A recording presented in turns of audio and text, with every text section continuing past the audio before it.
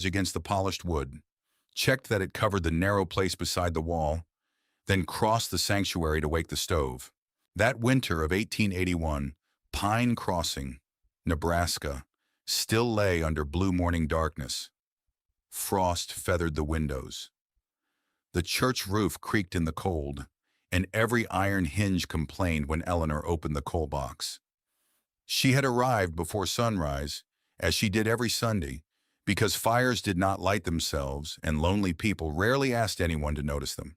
By the time the first family stamped snow from their boots, warmth had begun to spread through the room. Mrs. Gibbons saw the shawl at once. "You are saving Mr. Ward's corner again." Eleanor placed hymnals along the center pews. "He sits there. He hides there. There is a difference." Two women nearby exchanged knowing smiles. Eleanor did not answer. Isaac Ward came late enough to avoid greetings and left before the final hymn. For 2 years, she had kept the same corner open for him. No one had asked her to. Isaac had never asked either. Mrs. Gibbons lowered her voice without making it quieter. "A woman of 35 ought to save her attention for a man who intends to use it. Reverend Mercer's nephew is home for the winter."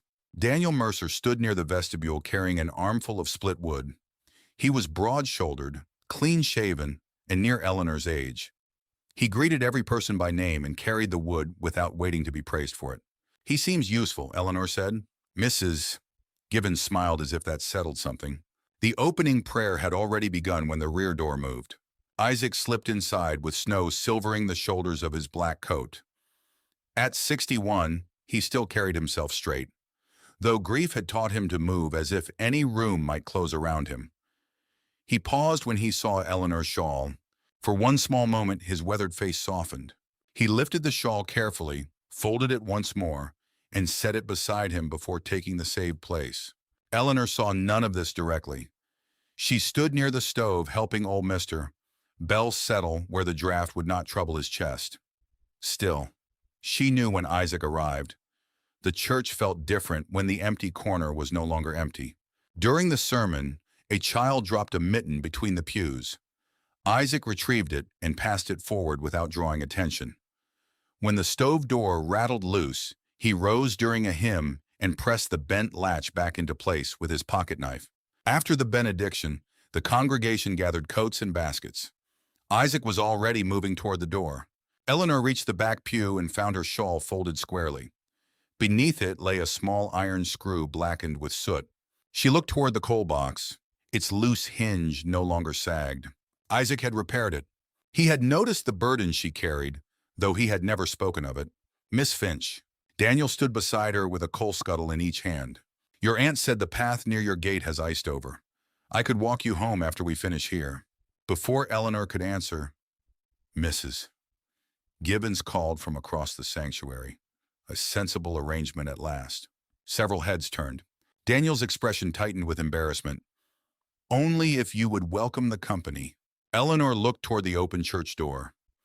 Isaac stood outside beside his horse, one gloved hand resting on the saddle. His gaze moved from Daniel to the coal scuttles, then to Eleanor. She lifted the shawl as if she might call him back. But Isaac lowered his head and mounted. By the time Eleanor reached the churchyard gate, he was already riding away through the snow, leaving the place she had saved behind him.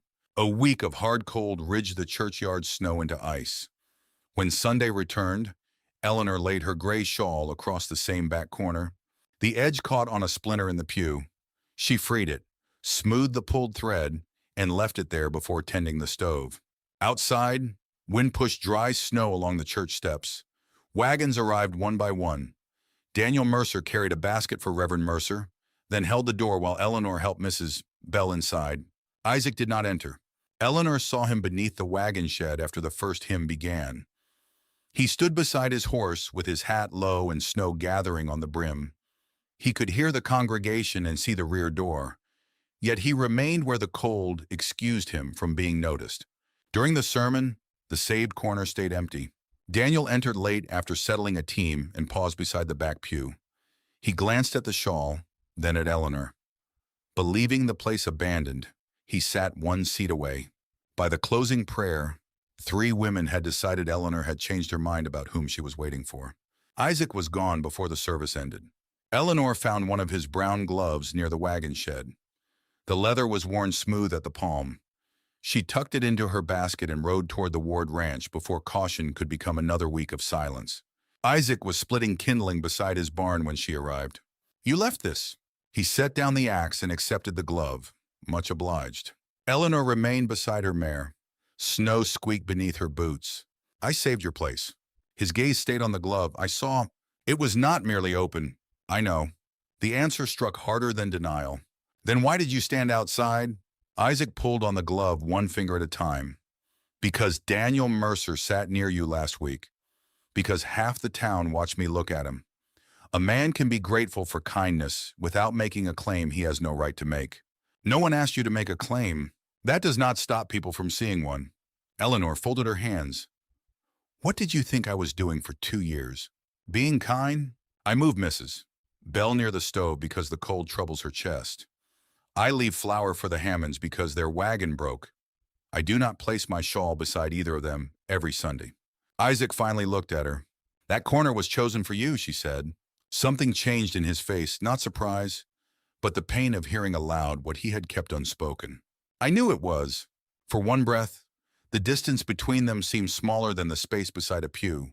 Then Isaac looked toward the dark windows of his house. "Knowing does not make taking it right. You think refusing it protects me? A woman with years ahead of her ought not be tied to a man who has buried the best part of his life." "That sounds like something you decided without me." "It is what Pine Crossing would say the moment I sat too near you." "They already speak." "And Daniel. He walked me home because the road was iced. He is a decent man. So are you, when you are not using decency as a fence." Isaac flinched as if she had touched an old wound. Eleanor mounted. "Next Sunday. I will not ask where you sit, but do not call my choice a habit again." 3 days later, Frost filmed the church planning room windows while Reverend Mercer stood with the Christmas register in hand. "We expect 3 visiting families for the Christmas Eve service," he announced. "The back corner will be needed for them." Eleanor's fingers tightened around her pencil. The Reverend smiled toward Daniel. "And since Miss Finch will be helping with the hymns and winter supplies, she may sit with our family in the front pew." Across the room, Isaac went perfectly still. The place Eleanor had kept for him was about to disappear. The planning room stayed warm after Reverend Mercer dismissed the meeting, but Eleanor's hands remained cold around her pencil. She waited until the others left before opening the attendance book again. 3 names had been marked absent twice: Mrs. Hammond, her widowed daughter, and the 2 grandchildren living north of the creek. Beside the register lay Eleanor's winter supply list. The Hammonds had not collected coal, lamp oil, or flour. Daniel returned from carrying chairs into the sanctuary and found her comparing both pages. "You think the road stopped them?" "I think something did. The creek crossing was open yesterday. The temperature dropped last night." Eleanor closed the books and reached for her coat. "I am going to see." "Alone?" "No." Isaac was repairing a harness strap in the livery when Eleanor found him. He did not mention the meeting or the back pew. She held out the supply list. "The Hammonds missed 2 Sundays in both distributions." Isaac studied the names. "North Road." "Yes. The creek ice will not hold a loaded wagon. That is why I need your sled." He looked at her, then set the harness aside. They loaded coal, flour, lamp oil, dried beans, and 2 blankets. Eleanor tied each parcel separately so the Hammonds could carry supplies indoors without exposing the whole house to cold. At the creek road, wind had already erased half the tracks. The sled runner struck a buried stone on the far bank and split near the front brace. Isaac crouched in the snow, testing the brake. "We turn back. Another mile will tear it loose." Eleanor removed her shawl and folded the soot-smudged wool into a thick pad. "That will ruin it," Isaac said.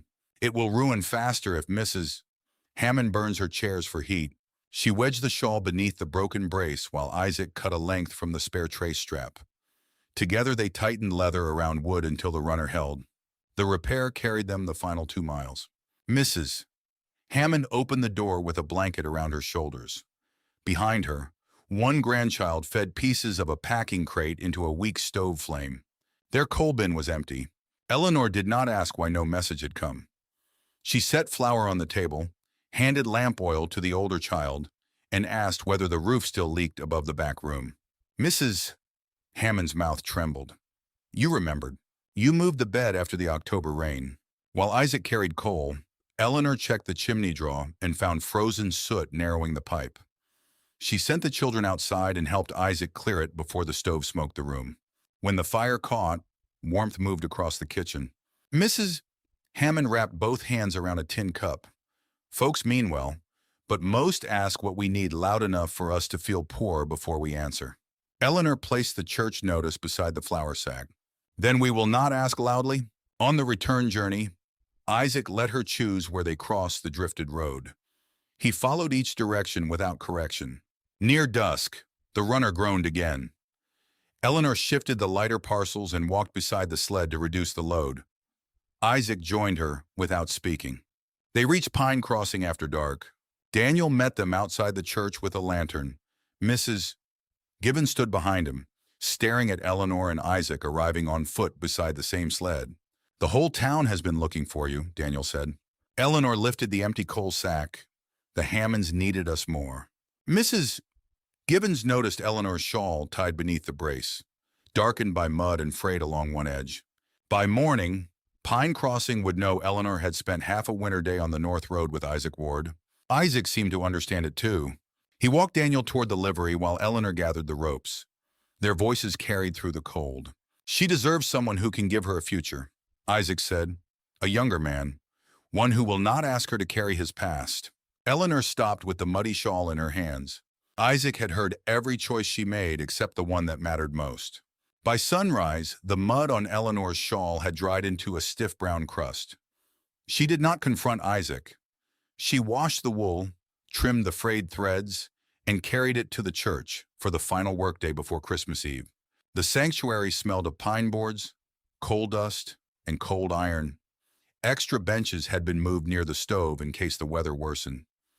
Daniel worked in the loft, while Isaac stood on a ladder beside the east window, fastening wood over a draft. Eleanor set down a basket of biscuits and checked the lower panes. No one mentioned the words she had overheard outside the livery. That silence lasted until Isaac found her pressing folded paper into a gap beneath the sill. "It will not hold through a north wind," he said. "Then hand me the narrow board." For the next hour, they worked without wasting motion. Eleanor marked leaking seams with chalk. Isaac cut strips to fit. She held each board while he drove the nails. When the coal bin proved too near the damp wall, they shifted it together and raised it on bricks. The work felt almost easy because neither pretended the other was unnecessary. At the last window, Eleanor leaned across a pew to reach a loose shutter hook. Her shawl snagged on an exposed nail. The wool tore with a soft, ugly sound. Isaac caught the hanging edge. "Hold still. It is only cloth. It is yours." He drew a sewing roll from the church supply drawer and sat beside the stove. His fingers, steady with reins and harness leather, struggled to guide black thread through the needle's eye. "You repair sled runners and stove latches," Eleanor said, "but a needle defeats you. It is smaller than most honest tools." She laughed before she could stop herself. Isaac looked up, and for one clean moment the years between them, the congregation, and every careful rule he had built seemed to fall away. Then Daniel entered carrying a box of candles. Isaac set down the needle. "I expect Miss Finch can finish it better." The warmth vanished so quickly that Eleanor felt foolish for trusting it. She folded the torn shawl and carried the coffee pot to the stove. Daniel returned to the loft, but Isaac remained near the door as if preparing to leave. Eleanor poured 2 cups. "Why do you always go before the final hymn?" Isaac did not reach for the coffee. "You notice too much." "That is not an answer." He looked toward the empty pews. "My wife sang every hymn as if the Lord had put her in charge of carrying the tune." Eleanor waited. Her last Christmas. She stood beside me in that back corner. She could hardly draw breath, but she sang all 4 verses. His thumb pressed the cracked spine of the hymnal beneath his coat. She died before spring. "And you have not sung since?" "No, because singing would mean forgetting her." His jaw tightened. "Because I do not know how to hear that hymn without hearing her." Eleanor placed the untouched cup beside him. "Remembering one woman does not require refusing every living person who offers you a place." Isaac stared at the steam rising between them. "You speak of your past as if it is a load I am too weak to lift," she said. "I never asked you to set it down. I asked you to stop using it as a fence." His hand closed around the hymnal. For a moment, Eleanor thought he might answer. Instead, he took his coat and walked into the falling snow. Eleanor finished banking the stove alone. When she lifted the coffee cups, she found Isaac's hymnal on the bench. Snow from his gloves had dampened the leather. Several pages clung together. As she eased them apart, the book fell open to a hymn marked in a woman's faded handwriting. Christmas Eve, 1874. Eleanor looked toward the list Reverend Mercer had left beside the organ. It was the final hymn chosen for Christmas Eve. By late afternoon on Christmas Eve, snow struck the church windows like thrown gravel. Eleanor stood in the vestibule with Isaac's hymnal open across both hands. The leather had darkened where melted snow soaked through it, and several pages curled toward the stove heat. She closed the book carefully and placed it beside her own. Outside, the north wind swallowed the wagon road. Reverend Mercer entered with snow crusted in his beard. "We may have to cancel." "We cannot," Eleanor said. "The service is not worth freezing families on the road." "No, but the church is the warmest building in Pine Crossing, and some are already coming." A team pulled into the yard before he could answer. Daniel opened the doors while the Bell family hurried inside with 2 shivering children. Then came the Fosters, the miller's widow, and 3 ranch hands whose bunkhouse stove had cracked. The sanctuary cooled each time the doors opened. There are kindnesses people praise because they arrive with ribbons, speeches, or witnesses. Others are repeated so faithfully that the world begins calling them habit. Yet when the familiar hand withdraws, everyone suddenly understands what had been holding the cold back. Who in your life has been quietly keeping a place warm for you? Eleanor moved before anyone could argue again. She sent Daniel for emergency coal, asked Reverend Mercer to move the children to the center pews, and directed the ranch hands to carry spare benches away from the drafty wall. "Mrs. Gibbons, count the blankets." The woman blinked. "All of them. All of them. Put 2 near each door." Eleanor checked the coal bin. 9 full scuttles remained, enough for several hours if fed carefully. She marked a line in the dust along the wall. "Do not fill above this. We need heat through the night, not a blaze for 20 minutes." A gust forced snow beneath the east door. Eleanor rolled sacking against the threshold, but cold air still cut across the floor. She took her torn shawl and pressed it into the gap. "Eleanor," Daniel said, "you will ruin it. It has survived worse work than this." The exposed nail caught the earlier tear and pulled it wider. Dark wool hung unevenly along the floor, wet with melted snow and streaked with ash. The draft weakened. Eleanor crossed to the attendance register. Each new arrival gave a name, and she marked it with the blunt end of her pencil. The North Road families remained absent. "Mrs. Bell watched from beside the stove. You knew this might happen." "I knew winter does not ask permission before changing plans." No one laughed at the supply list now. Reverend Mercer followed Eleanor's instructions without correcting them. Even Mrs. Gibbons stopped offering advice and carried warm water to the children. By dusk, 37 people had gathered inside. Eleanor counted again, then ran one finger down the register. "Hammond," she said. Daniel came to her shoulder. "They may have stayed home. They sent word yesterday that they would come, Mrs. Hammond wanted the children here for the Christmas hymn." Reverend Mercer opened the outer door a few inches. Wind drove snow across the threshold. "No wagon can manage the North Road now." Eleanor looked at the clock, then the coal marks. 7 remained. The church could shelter everyone through the night, but the Hammonds' farmhouse stood beyond open ground. Isaac entered from the side room carrying wood. He had come before the storm worsened and spent the last hour strengthening shutters without speaking to her. Eleanor spread the county supply notice on a pew and drew a line along the creek. "The North Road is lost," she said, "but the creek bank will break some wind. The old cattle track joins their lane behind the cottonwoods." Isaac studied the route. "Drifts will be high. You know where the bank falls away?" "Yes." Daniel stepped forward. "I will go with you." Isaac shook his head. 2 horses will make the narrow section worse. I can move faster alone." Eleanor brought him the church lantern, 2 blankets, and a coil of rope. Then she lifted his damp hymnal from beside her own and set both books together on the front pew. Isaac saw them. "The Hammond wagon is still out there," Eleanor said. "Bring them home." He looked from the hymnals to her torn, ash-darkened shawl sealing the door. Then he took the lantern and walked into the storm. The church door shut behind Isaac, and the wind struck him before he reached the hitching rail. He saddled his bay, tied the lantern beneath the saddle horn, and tucked Eleanor's route sketch inside his coat. Snow erased the churchyard before he reached the end of the street. Along the creek, drifts rose past the horse's knees. Isaac kept to the cottonwoods where Eleanor had marked the bank firmest. Twice he dismounted to test the ground with a fence post. Once the bay stumbled, and Isaac caught the swinging lantern before it shattered against the ice. The cattle track appeared only as a shallow break between white fields. He followed it until a child's cry reached him through the wind. The Hammond wagon leaned beside the road with one rear wheel sunk deep and the front axle split. Mrs.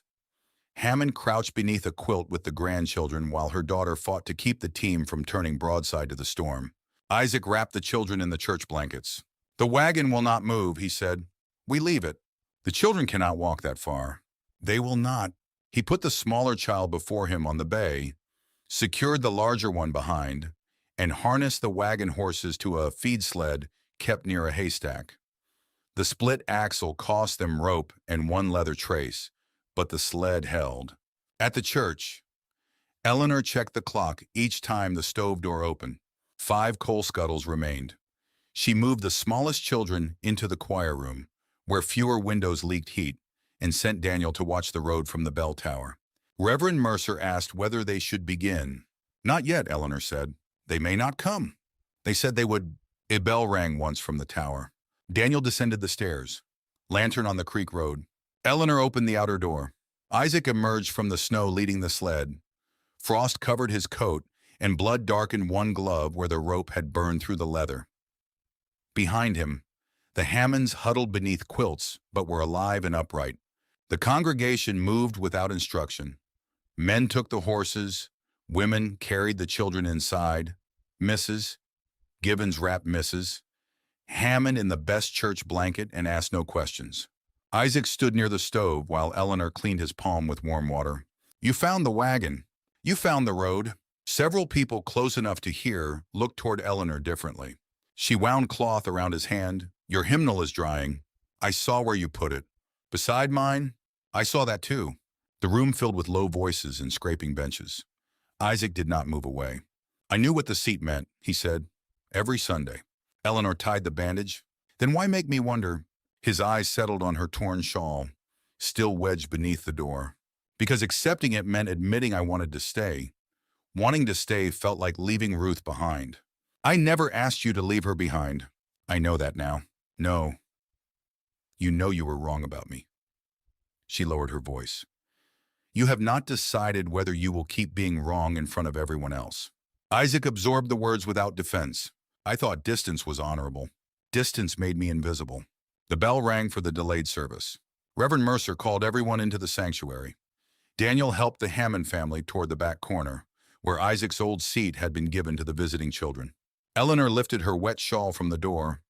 Ash streaked the wool, and the tear nearly divided one end. Isaac picked up the 2 hymnals. Heat had curled his pages, and the spine cracked when he closed it. He handed Eleanor hers. "An apology in a vestibule will not mend what I did in the sanctuary," he said. "No. What would? That is not mine to decide for you." Eleanor walked to the front pew and sat beside Reverend Mercer's family. Daniel left a respectful space at her side, but she placed nothing there to save it. The organ began the final hymn. Isaac waited until the first line filled the church. Then he entered the sanctuary.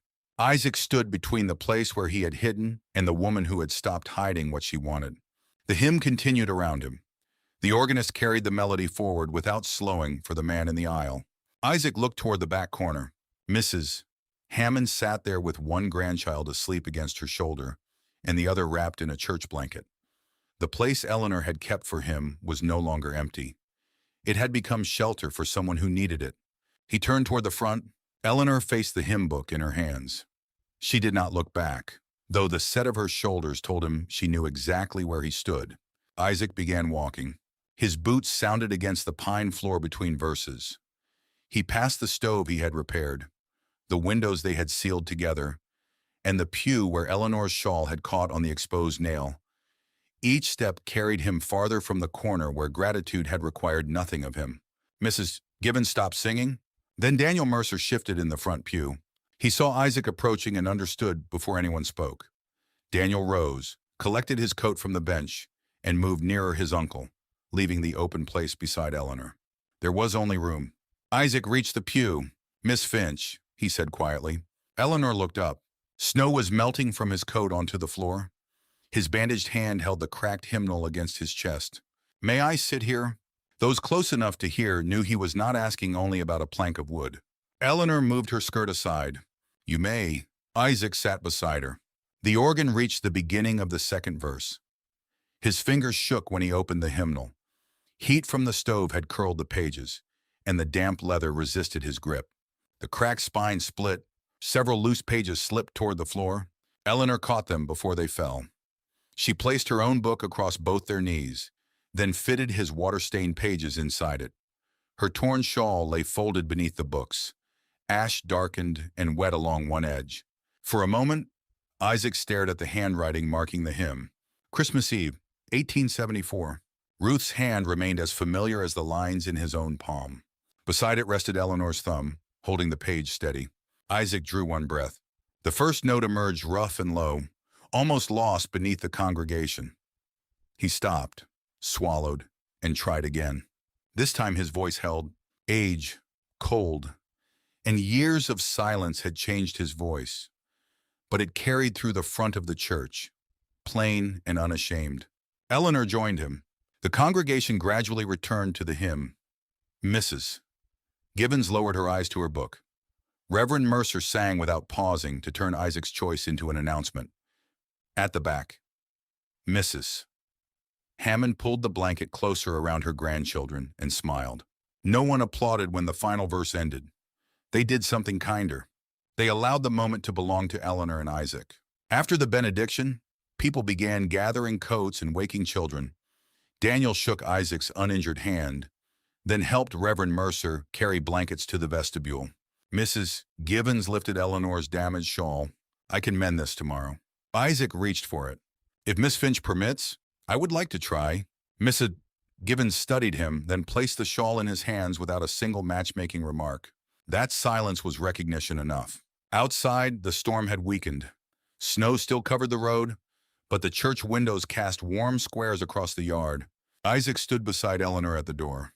"I have spent 2 years arriving late so no one would see where I sat," he said, "and leaving early so no one would know why." Eleanor wrapped her coat tighter. "They know now." "Yes. Does that trouble you?" "It frightens me." She waited, but not as much as losing the place because I was too proud to take it. Isaac offered her his unbandaged arm. "Would you permit me to walk you home?" Eleanor looked toward the road, then back at him. "Because the snow is deep." "No." "Because my gate is iced?" "No." His voice remained quiet, but he did not look away. "Because I want to walk beside you, and I am finished pretending the road is merely convenient." Eleanor placed her hand on his arm. Together they stepped from the church into the snow. The road to Eleanor's house had nearly disappeared beneath the snow. Isaac walked on the windward side, taking the deeper drifts so she could follow the firmer track. He did not release her hand when they passed the last church window or when Pine Crossing's lamps vanished behind them. At her gate, Eleanor stopped. Moonlight silvered the fence rails. The storm had softened to a quiet fall, and for once there was no congregation near enough to decide what either of them meant. Isaac held her torn shawl beneath one arm. "I cannot offer you a young man's years," he said, "or a house without old memories. I have never asked for either. I can offer honesty, though I have practiced it poorly." Eleanor waited. "When the road's clear, may I call on you openly? Not because I mend church curtains or remember who needs coal. No, not because you are grateful. No." Isaac looked toward the snow-covered road they had crossed together. "Because I want your company when there is no task to excuse it." For years, Eleanor had answered longing by finding something useful to do. She could prepare food, carry supplies, warm rooms, and save places. Standing at her own gate, she finally allowed herself to answer without hiding behind service. "I want yours too." Isaac bowed his head once, as if receiving something too important for larger movement. Morning light revealed the storm's work in high white banks along Isaac's fence. He carried the shawl to his kitchen table. His first stitches wandered. The second row pulled the wool unevenly. By noon, dark thread crossed the torn edge in a line no seamstress would have praised. but the cloth held. He repaired the hymnal next. The cracked leather would not close around the swollen pages, so he cut a narrow strip of raw hide, softened it with oil, and bound the spine. The water stain remained. Ruth's faded handwriting remained too. Isaac did not cover either one.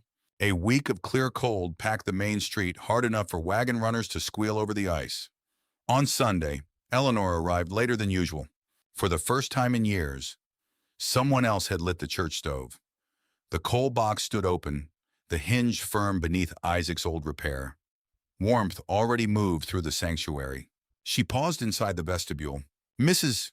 Gibbons was arranging hymnals without instruction. Daniel helped the Hammond grandchildren remove their coats. Reverend Mercer greeted Eleanor, then glanced toward the front pew with the smallest suggestion of a smile. Isaac sat there alone. His black coat had been brushed clean. The rawhide-bound hymnal rested beside him, its pages still curled and its cover permanently darkened by snow. Across the open place lay Eleanor's gray shawl. The soot mark had faded, but not vanished. One end bore the clumsy line of dark stitches Isaac had made with his bandaged hand. He stood when she approached. "I came early," he said. "I noticed." The stove needed tending. So did the pew. Isaac touched the mended edge of the shawl. "I thought someone ought to make certain the place was understood." Eleanor sat beside him and drew the shawl across both their knees. When the opening hymn began, Isaac opened his damaged book. This time he did not wait for her to steady the page before he sang. His voice was still rough. Eleanor's was clearer. Together, they carried the tune. For the first time in Pine Crossing, the seat had been saved for Eleanor.